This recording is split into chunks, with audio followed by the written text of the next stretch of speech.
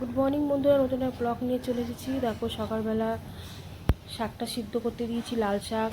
তারপরে সকালবেলা রুটি আর আলুর তরকারি করেছিলাম, এই যে সকালবেলা জলখাবার। তারপরে দুপুরের লাঞ্চের জন্য উচ্ছে ভাজবো আর শাক ভাজি। সকালে রুটি করে নিলাম, রুটি করছি।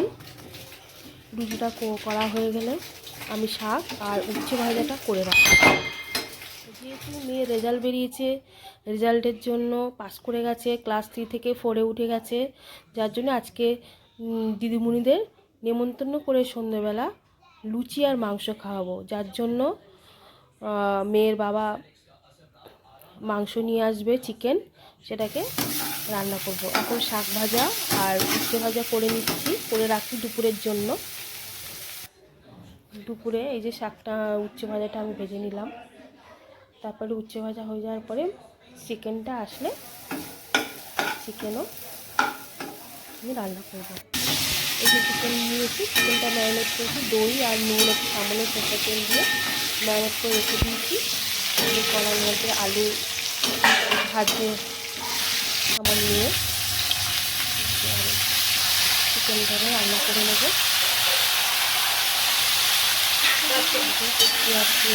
আলুর জন্য পেঁয়াজ একেবারে দিয়ে ভেজে নিচ্ছি। যেখানে গিলামেটা মেয়ের বাবা, রায়ের বাবা মাংস খেতে চায় না, তার আলাদা গিলামিটা নিয়ে এসেছি, গিলামিটা রান্না করে নিলাম এই যে আলাদা করার মধ্যে। এখানে আমি মাংস রান্না করে রাখবো, আর সন্ধ্যেবেলা আসবে দুই দিদিমণিকে দেরি করে করছি, ভাত বসাবো বলে পাস করে গেছে। রেজাল্ট ওরা দেখাতে হবে, রেজাল্টটা দেখতে আসবে, রেজাল্টটাও দেখবে, তার সঙ্গে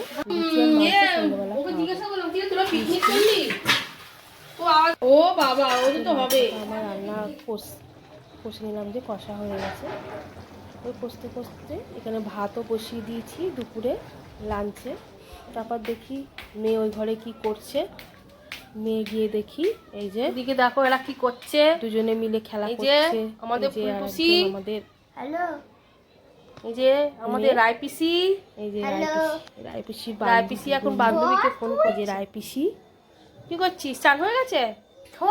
ভাত খেয়েছিস? মিঠাই ভাত খাসি না কেন? আমাদের বাড়িতে আসে আমার মেয়ের ভাত সঙ্গে খেয়েছো? করে। আমার কি দিয়ে? আমার মেয়েকে রায়পিসি বলে ডাকে। মাম দিয়ে ভাত খেয়েছো? আচ্ছা, খুব ভালো মেয়ে। চুপচাপ বসে থাকবে, স্নান টান করেছে, ময়দা মেখে দিচ্ছে একজন, আর বান্ধবীর সঙ্গে ফোনে কথা বলছে ভিডিও কলিং করে। ওদের সঙ্গে অনেকদিন দেখা নেই, স্কুল ছুটি এখন, তাই বান্ধবীর সঙ্গে ফোনে কথা বলছে ভিডিও কলিংয়ে। আবার এদিকে বলছে মা দাও ময়দা মেখে দিই।